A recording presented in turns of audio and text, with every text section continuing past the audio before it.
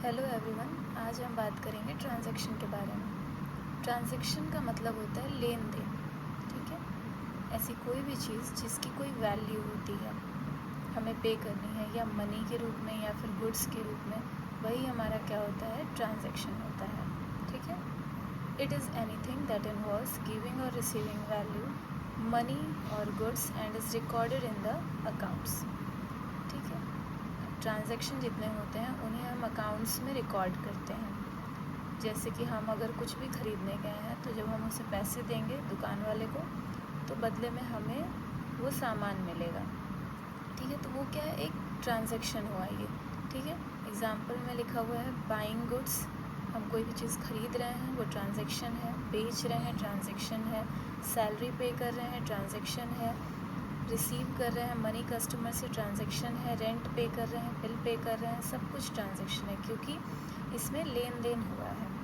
की पॉइंट्स के हिसाब से अगर हम देखें तो it must be involve money और मेजरेबल वैल्यू। इसमें मनी या कोई ऐसी वैल्यू जिसको हम मेज़र कर सकें, मतलब जो भी चीज़ हम ले रहे हैं या दे रहे हैं उसका हम मेज़र कर पाएँ कि वैल्यू क्या है उसकी, ये होता है transaction. It must affect at least 2 accounts, कि जो सामान ले रहा है उसके भी अकाउंट में ये अफेक्ट होना चाहिए और जो दे रहा है सामान वो भी अफेक्ट होना चाहिए। Third, it is recorded in the accounting books, और इसको रिकॉर्ड किया जाता है। ठीक है, आगे हम पढ़ते हैं एसेट्स क्या होते हैं। एसेट्स वो होते हैं जो हमें मदद करते हैं मनी अर्न करने के लिए। ठीक है, थिंग्स दैट ब्रिंग मनी और हेल्प टू अर्न मनी। जैसे कैश है, कैश की मदद से हम चीज़ों को ख़रीद पाते हैं। बैंक बैलेंस है आपके, या फिर बिल्डिंग्स हैं, ये सब किस में आते हैं, एसेट्स आते हैं। मतलब एसेट्स का आप यूज़ करके कभी भी अर्न कर सकते हैं, वो एसेट्स में आता है। एसेट्स 2 तरीके के होते हैं। करंट एसेट पहला होता है जिसे हम शॉर्ट टर्म भी बोलते हैं। शॉर्ट टर्म का मतलब है कि इसे हम 1 ईयर के अंदर में ही यूज़ करते हैं अर्न करने के लिए मनी। ठीक है, करंट एसेट का अगर हम एग्जांपल देखें तो वो होता है कैश, स्टॉक या डेटर्स।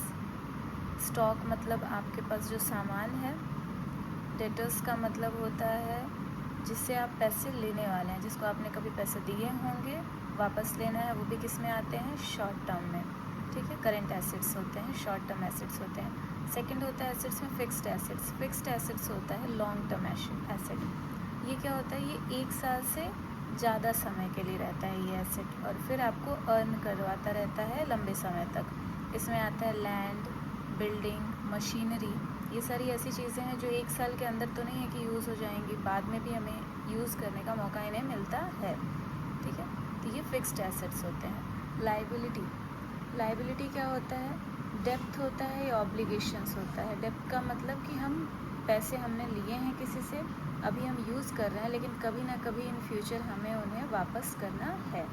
एग्जाम्पल के तौर पे अगर देखा जाए तो लोन फ्रॉम बैंक से जो हम लोन लेते हैं वो अगर हम जब लेते हैं तब तो हम उसे यूज़ कर लेते हैं, लेकिन ऐसा नहीं है कि उसे हमें वापस नहीं करना है, वापस भी करना है, तो वो लाइबिलिटी में आएगा।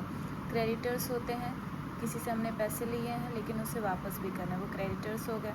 अनपेड एक्सपेंसेस, कुछ ऐसे खर्चे जिनको अभी तक हमने मतलब उधार पे चीज़ें जो लिए हैं वो भी किस में आते हैं, लाइबिलिटी में आते हैं। टाइप्स ऑफ लाइबिलिटीज़ भी होते हैं वैसे ही जैसे टाइप्स ऑफ एसेट्स होते हैं, बस करेंट लाइबिलिटीज़ होते हैं और सेकंड है लॉन्ग टर्म लाइबिलिटीज़।